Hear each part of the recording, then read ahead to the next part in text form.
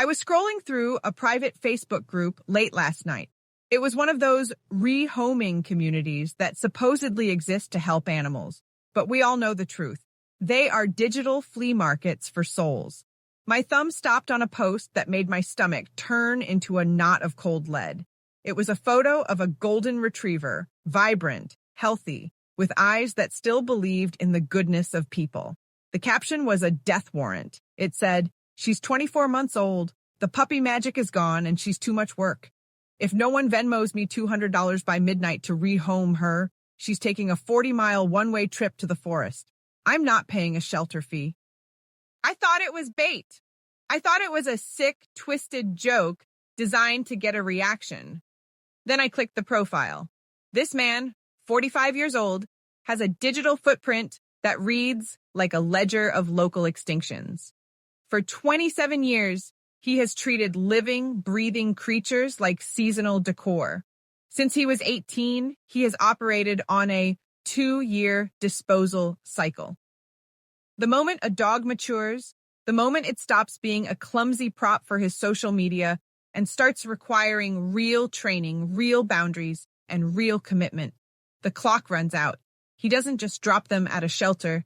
He views the surrender fee as a personal insult. Instead, he loads them into his truck, drives 40 miles into the deepest part of the state forest, and leaves them there. He calls it returning them to nature. I call it a 27-year streak of serial abandonment. You feel that heat in your chest right now? That's your moral compass spinning. Most people will look at the video playing on your screen, this matted, broken dog, and try to separate the image from the story. They want the satisfying grooming without the uncomfortable reality. But if you're still here, it's because you're different. You know that turning a blind eye is the same as giving him permission. Subscribe right now if you think this man's streak ends today. We are going to deconstruct the anatomy of a serial discarder, and by the end of this journey, you will realize that the shell we are peeling off this dog isn't just fur. It's the physical manifestation of a broken heart. Look at the dog on the table. When we found him, he wasn't far from that 40-mile drop zone. He was a shell dog. For months, he had been wandering, his coat collecting every burr, every twig, and every drop of mud until it fused into a singular, hardened casing. This isn't just neglect. This is the result of a dog being forced to grow his own cage to survive the elements. As I take the clippers to his back, listen to the sound. It's not the soft snip of a haircut. It's a crunch. It's the sound of a composite material, hair, waste, and compressed time. I'm looking for the bridge, that tiny gap between the skin and the stone. Watch. As the blade slides through, the fur doesn't fall in clumps. It lifts in a solid, heavy sheet. It's coming off in one piece. This is the surgical unzipping. We are literally peeling away the armor of a survivor. I need to pause the footage here. Look at my hands. They're shaking slightly. I've handled thousands of rescues, but when you know the story behind the matting, when you know a human intentionally drove this soul 40 miles away to die in the cold, the clippers feel a lot heavier. This man told the group he's done this to 15 dogs. He calls it refreshing the stock. He treats life like a subscription service he can cancel when the puppy phase expires. People ask why he drives 40 miles. It's not a random number.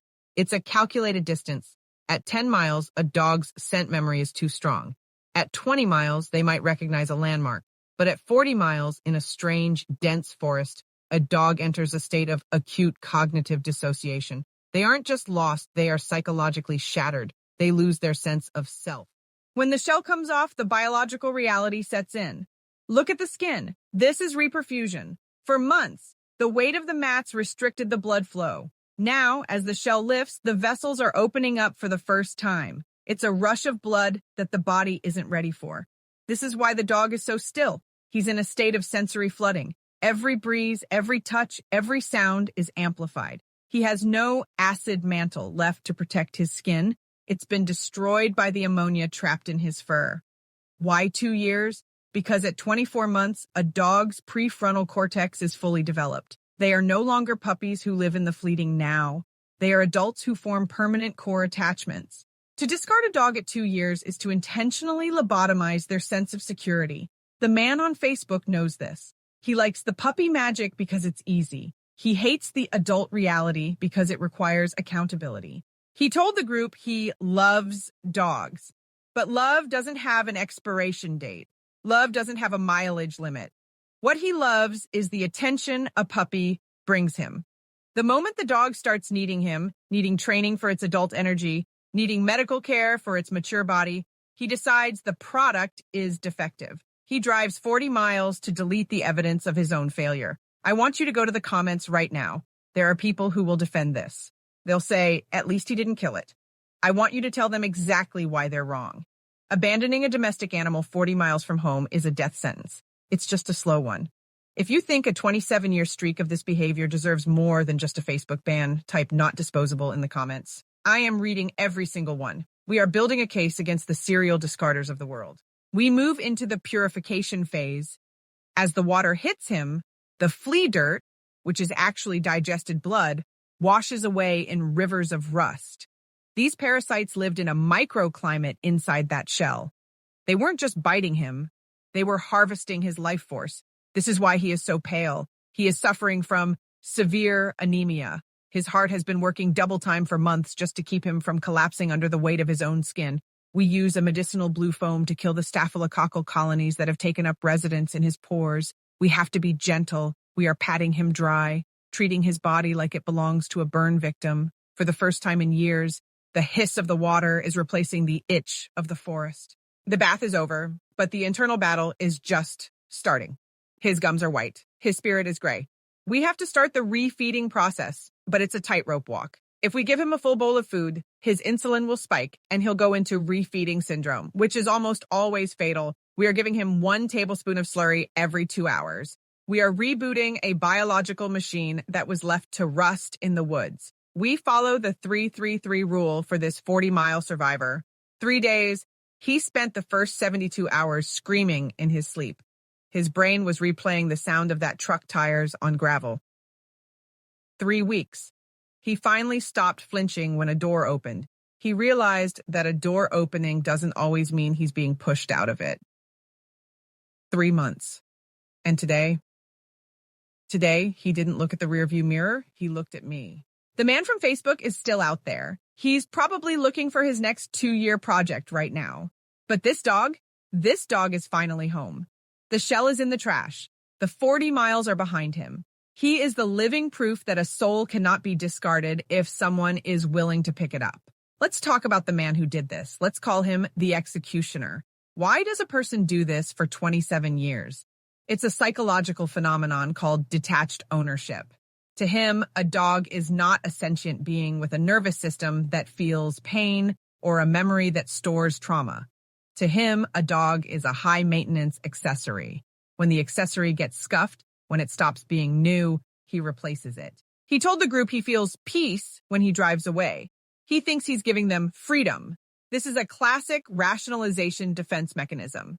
He has to believe the forest is a playground so he doesn't have to face the fact that he's a coward. He can't handle the 3-3-3 work. He can't handle the reperfusion of a real relationship. He wants the high of a puppy without the debt of a senior dog. Look at the dog on the screen again. This is what his peace looks like. It looks like matted filth. It looks like anemia. It looks like a dog that was so hungry it tried to eat pine needles and dirt just to feel full. I want you to share this video, not for the views, but because someone in that man's town needs to see this. Someone needs to recognize that truck. We aren't just grooming a dog. We are exposing a cycle of cruelty that has been hidden in plain sight since the 90s. How do we fix a mind that was dropped 40 miles away? We use the architecture of trust. We start with the skin. If the skin feels safe, the brain follows. By removing that one-piece shell, we remove the physical memory of the neglect. We replace the itch with a soft towel. We replace the hunger with a steady, safe supply of nutrients. Look at his eyes in this clip. This was taken 2 months after the grooming. The 1,000-yard stare is gone. He's focused on the ball. He's focused on the person holding it. He has moved from cognitive dissociation to secure attachment. He has survived the serial discarder. He has outlasted the 40-mile trip. Words wouldn't be enough to describe the depth of the betrayal this dog felt. But one word is enough to describe his future: home. The man on Facebook thinks he's won. He thinks he's refreshed the stock. but he's lost the only thing that matters, the unconditional loyalty of a creature that would have died for him. He traded a soul for a 40-mile drive. We traded a few hours of work for a lifetime of love. If you've stayed with me through this entire investigation, you are the front line of defense. Go to the comments. Tell the world that a dog's life is a lifetime commitment, not a 2-year lease. Type lock him up if you want to see the laws change. Type resilience if you believe in the power of the second chance. We are the voice for the ones who were left in the woods. This isn't just one story. This is a pattern. I've spent the last decade tracking these discarders. They operate in the shadows of the internet, hiding behind free to a good home ads and emergency rehoming posts. But their true face is revealed in the shell dogs we find in the woods. Every time we peel back a mat, we find a story of someone who gave up. Someone who decided that a 40-mile drive was easier than a vet visit. Someone who decided that a puppy's wag was worth more than an old dog's sigh. We are closing this chapter, but the investigation is far from over. Your support, your subscriptions, your comments, your shares is what fuels this work. It's what allows us to buy the medicinal shampoos, the specialized recovery food, and the high-end clippers that can cut through a 27-year legacy of neglect. Don't just watch, advocate. If you see something on social media that looks like the 2-year disposal cycle, speak up, report it. Be the reason a dog doesn't have to take that 40-mile trip. Because at the end of the day, we are all they have. We have to ask ourselves, how did we get here? How did we become a society where a man can openly brag about abandoning 15 dogs over 3 decades? It's the commodity mindset. We have been trained to believe that if something isn't new or perfect, it's garbage. We apply this to our phones, our clothes, and tragically our pets. The 40-mile trip is just the extreme version of what happens in shelters every day. People walk in with a 5-year-old dog and walk out with an 8-week-old puppy because they want a fresh start. They don't realize that the fresh start is actually a death sentence for the senior dog they left behind. Let's look at the shell again. This isn't just hair. It's a record of the environment he was forced to inhabit. We found pine needles from the 40-mile drop zone. We found debris from a highway shoulder. We found the remains of insects that shouldn't exist on a domestic animal. The weight of this shell was 6.2 pounds. On a dog that weighs 15 pounds, that's nearly half his body weight. Imagine carrying a 70-pound weighted vest every second of every day for 6 months. Your joints would swell, your spine would curve, your spirit would break. This is what the executioner calls returning to nature. It's actually biological torture. This is the most beautiful part of the 3-3-3 rule, the moment of submission to safety. When a dog who has been discarded finally realizes that the hand reaching for them isn't going to push them out of a truck, they do something incredible. They lean. That lean is a physical release of cortisol. It's the brain saying, I can stop running. The man on Facebook will never know this feeling. He will never know the depth of a bond that has survived the wilderness. He only knows the shallow surface of a puppy's excitement. We are at the end of this journey. We have seen the darkness of a 40-mile drop and the light of a 3-month recovery. We have deconstructed the mind of a predator and the heart of a survivor. The question is, what are you going to do? Are you going to be a passive consumer of transformation content, or are you going to be an active part of the solution? Subscribe, join the community.